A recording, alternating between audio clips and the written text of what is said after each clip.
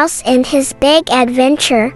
Milo the Mouse lived with his big brother Max. They had the coziest mouse hole. It was small, but warm and comfy. They slept snuggled up in little beds made of the softest, silkiest wool.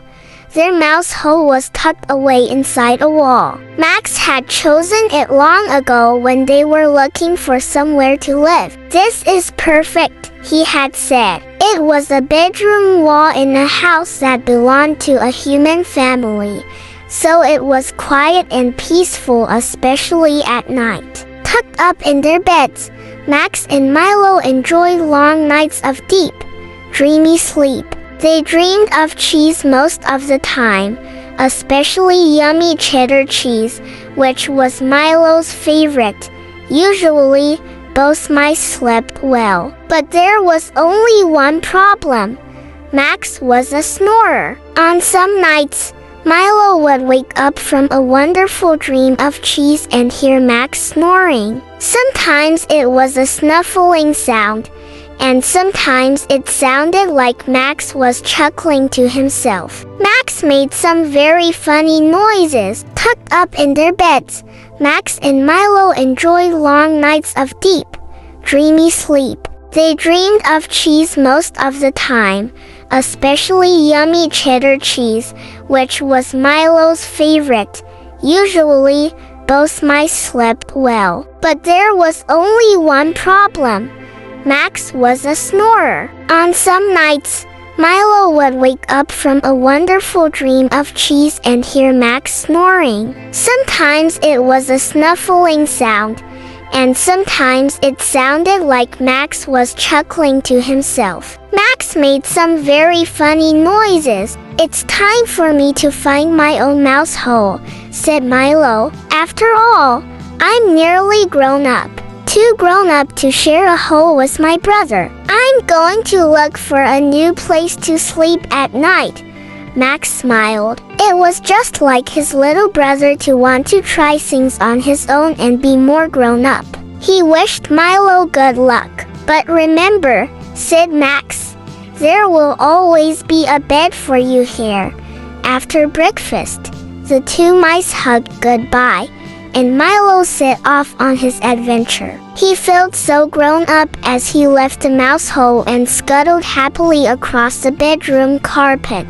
The bedroom belonged to a human child of 4 or 5 years old, so there were toys all over the floor. Milo had to find his way through a maze of gigantic, colorful building blocks and shiny toy cars. "What a mess," thought Milo.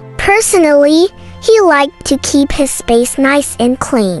It was something his brother had taught him, always tidy up.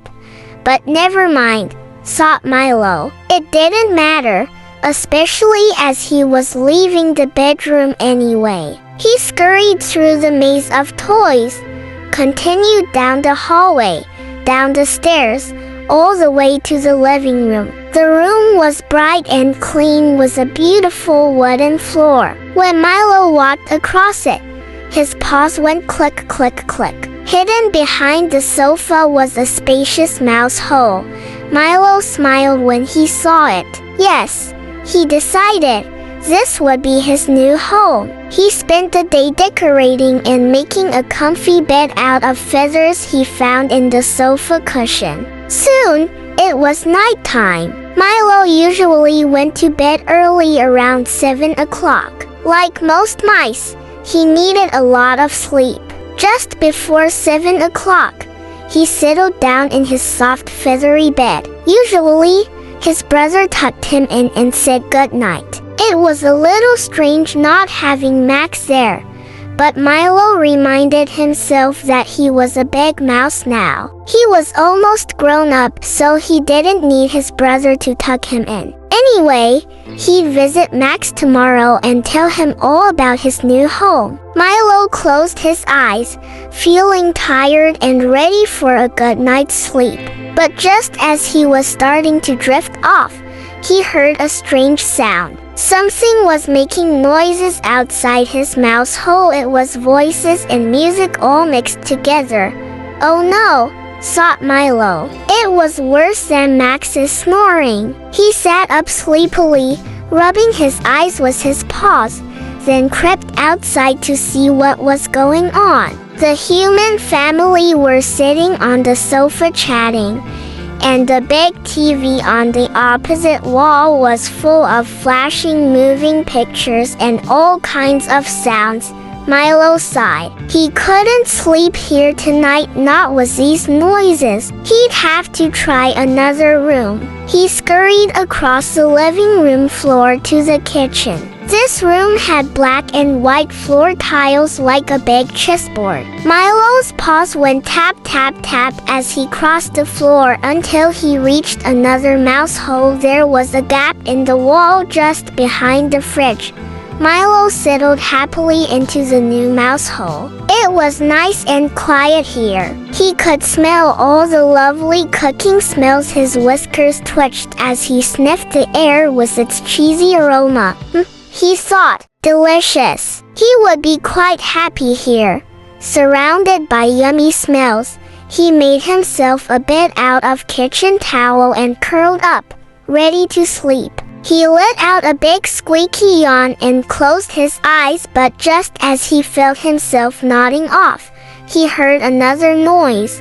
It sounded like clinking and clanking, mixed with a great gush of water. What on earth could it be? Milo peeked outside. The man who lived in the house was at the kitchen sink wearing yellow gloves, washing all the pots and pans. Oh dear, thought Milo. How could he sleep with all this clinking, clanging, and gushing water? He would have to keep looking. There had to be a quieter room somewhere. Then Milo had an idea. It was the humans making all the noise, and they were all downstairs. So he should go upstairs. There, he'd surely find some peace and quiet. Milo sleepily climbed the stairs, yawning with each step. The carpet felt so soft under his paws. It would be nice to curl up and sleep right there, but he kept going, all the way upstairs and down the hall, until he got to the bathroom. It was dark, cozy, and completely silent. He couldn't hear a single noise. Thank goodness, thought Milo. He looked around the bathroom, searching for a mouse hole, and soon found the perfect spot in the wall behind a basket full of clothes. The hole was so small he could only just squeeze in, but it would do for tonight. Once again, Milo made himself a bed, this time out of cotton balls. It wasn't quite as soft as his old bed, but it was comfy enough. And Milo was so sleepy. He curled up and closed his eyes, took a deep breath, and then opened his eyes again. What was that noise? It sounded like gushing water again, but louder, like a rain shower or waterfall. Milo huffed and got out of bed. He peeked out of the hole and saw what was making the noise. Someone was using the shower. The glass was steamed up, and water was gushing down. Milo listened for a moment. The flowing water was loud, but it was relaxing too. Maybe he could get used to it and fall asleep. Then he shook his head. No, he didn't want to stay here. Not when there was another, much quieter room just down the hall. Soon, Milo was back where he started, in the bedroom. But this time, to his surprise, the floor was clean. The toys had all been tidied away. Milo was very pleased. Now it was much easier for him to move around the room. Instead of weaving between toy blocks and cars, he could walk straight across the open carpet. Although it was dark, he had no trouble finding his way. He knew exactly where he was going. When he reached the mouse hole, he looked around. There was Max, curled up in his bed, and there was Milo's own bed, looking so warm and soft. Milo let out a big, happy sigh. It felt so good to be home. Just then, Max woke up.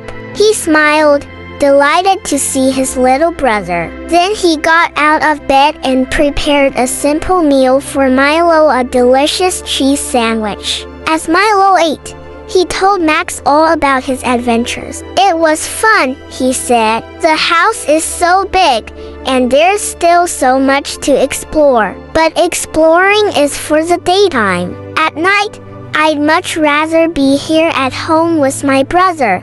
Once Milo had finished his midnight snack, he got into his cozy woolen bed. Max tucked him in and said goodnight, then went back to his own bed. Milo snuggled down happily. He'd tried so many different beds today, but this one was the comfiest of all, and it had that lovely, familiar smell, the smell of home.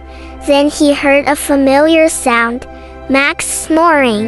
Milo had heard so many sounds today: the TV, the pots and pans, the shower. In comparison, Max's snoring was like a soothing lullaby.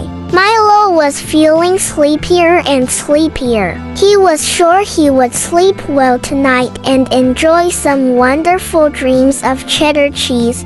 He closed his eyes and let out a contented sigh, and soon he too was fast asleep.